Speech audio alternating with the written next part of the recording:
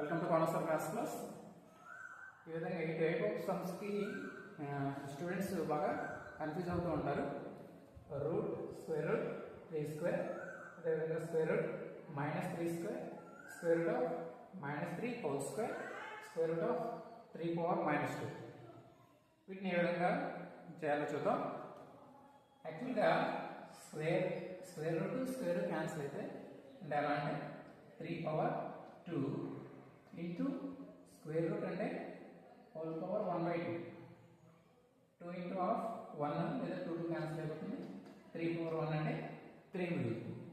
ఈ విధంగా square root 3 square అంటే మనకి ఆన్సర్ 3 అవుతుంది. సింపుల్గా మనం ఏం చేస్తామంటే స్క్వేర్ రూట్ని స్క్వేర్ని క్యాన్సిల్ చేస్తాం, 3 అని చెప్పి.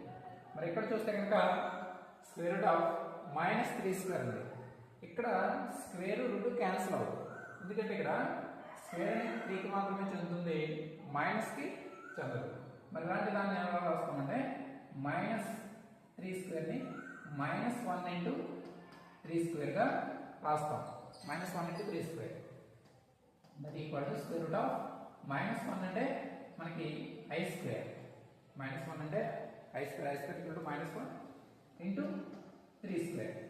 ఇప్పుడు i స్క్వేర్ ఇంటూ 3 స్క్వేర్, దీన్ని ఓవరాల్గా మనం square root of 3i whole square గా రాయొచ్చు. ఇక్కడ స్క్వేర్ రూట్ క్యాన్సిల్ అయిపోతే మనకి 3i మిగులుతుంది. 3i అంటే square root of -3 square equal to 3i అవుతుంది. Next square root of -3 whole square.